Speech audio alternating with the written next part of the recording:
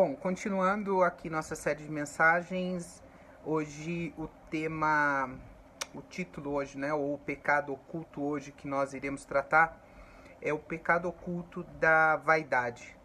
O que é a vaidade, né? Hoje é tão difícil da gente conseguir dizer o que ela é, defini-la. Sabemos que ela é um dos 7 pecados capitais, faz parte daquele enredo criado a partir da Idade Média para poder definir os pecados, mas nós precisamos compreender. Ela é muito parecida com o orgulho, enquanto o orgulhoso, né, ele está colocando para si todo o seu desejo, toda a sua busca de estar em evidência. A vaidade seria a roupagem que ele iria usar para fazer com que isso se tornasse algo real, para com que ele se sentisse melhor ou de certa forma mais com a sua autoimagem preservada. Então a vaidade seria esse tratamento na sua autoimagem. A palavra vaidade, eu vou ler um pequeno texto aqui para vocês. A palavra vaidade é uma daquelas que levam as pessoas a incorrer em equívocos, pois embora relacionadas ao uso moderno e coloquial da palavra vaidade, difere daquele usualmente utilizado nas escrituras. Portanto, ao sermos perguntados sobre vaidade, devemos ser cuidadosos quanto ao sentido em que o termo é utilizado. De maneira rudimentar, vou preferir aqui usar com vocês 3 dimensões para a gente conseguir entender o termo da vaidade, que é vaidade espiritual, vaidade terrena e vaidade estética. E é uma classificação, claro que isso aqui é a gosto pessoal, não é uma questão científica da coisa. Mas aqui para a gente entender o porquê nós precisamos saber qual é a base que nós usamos para poder fazer o nosso estudo. Não é uma base filosófica, não é essa, e nem epistemológica também só.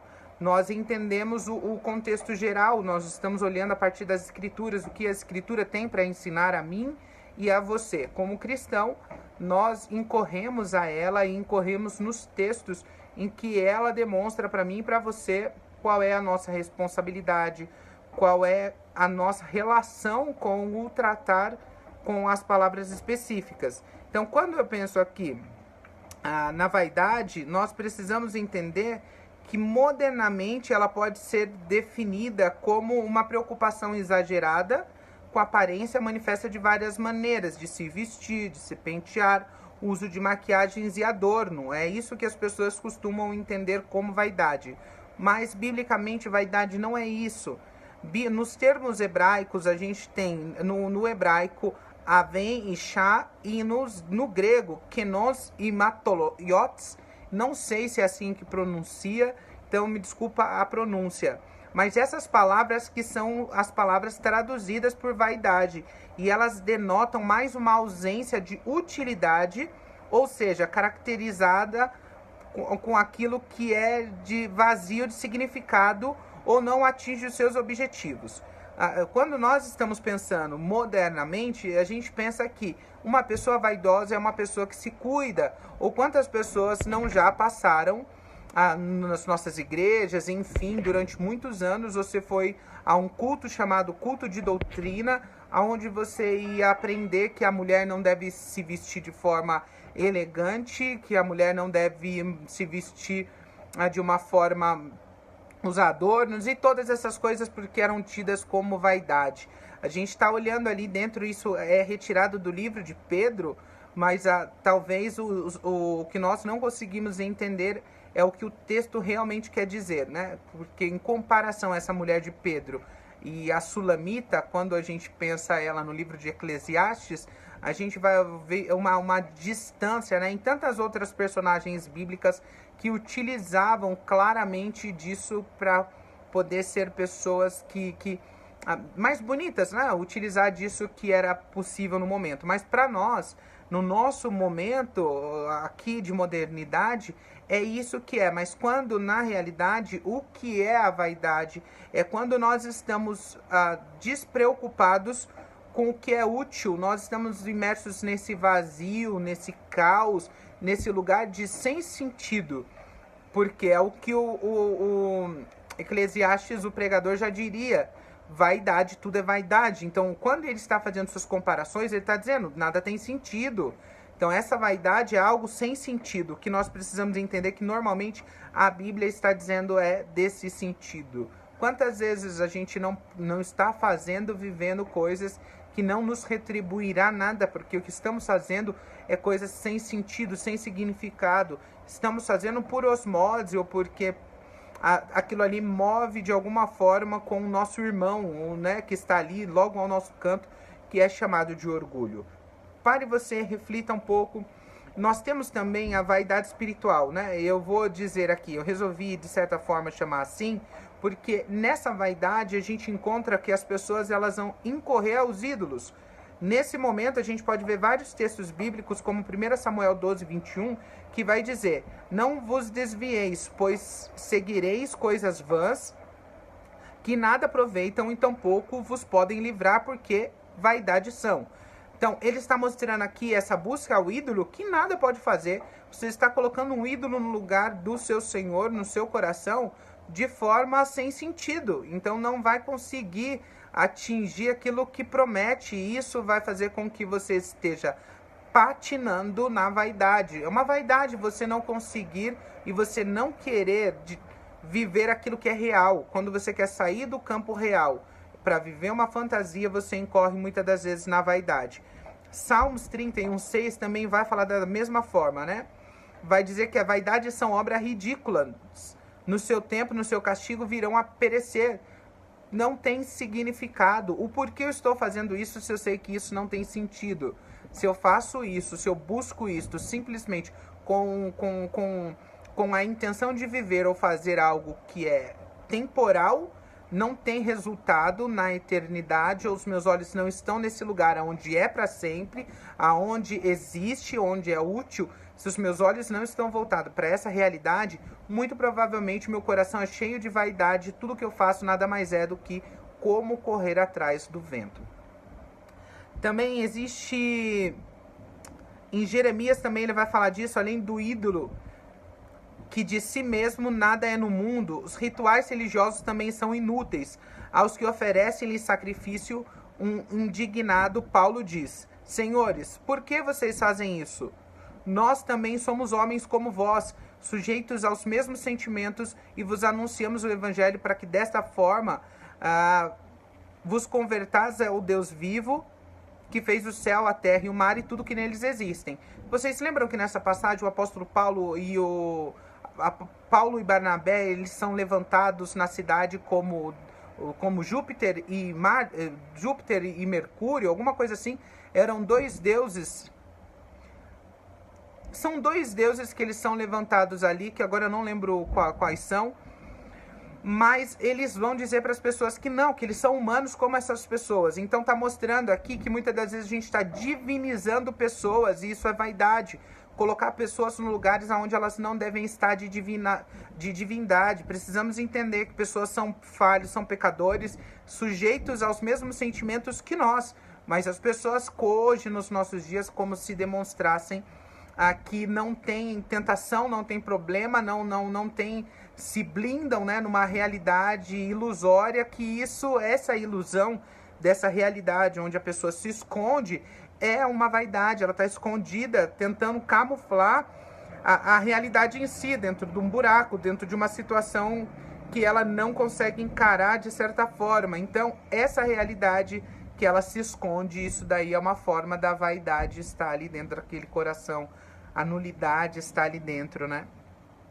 Existe também aqui em Eclesiastes, ele usa 28 vezes a palavra inutilidade, porque antes de assumirmos a posição extrema e existencialista do ponto de vista de Salomão, devemos lembrar que ele escreve limitando o seu campo de pesquisa ao que ocorreu debaixo do sol. Ou seja, nada do que excede o tempo e o espaço foi considerado. Ele diz: apliquei o coração a esquadrinhar e a informar-me com sabedoria de tudo que sucede debaixo do céu. É interessante que Salomão, com toda a sua sabedoria, sempre que eu leio Salomão, é muito engraçado, porque para mim parece que ele está filosofando. E é nítido que ele me parece pessimista.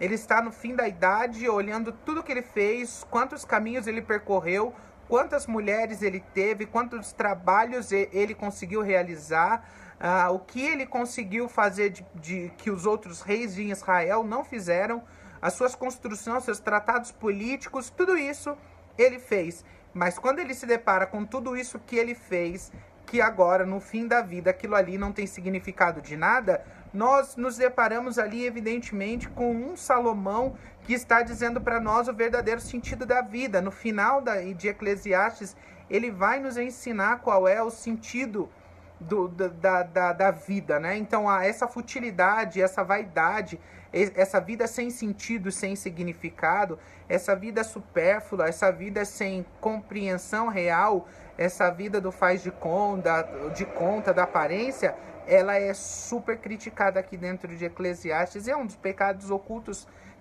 que nós muitas das vezes incorremos e praticamos, né?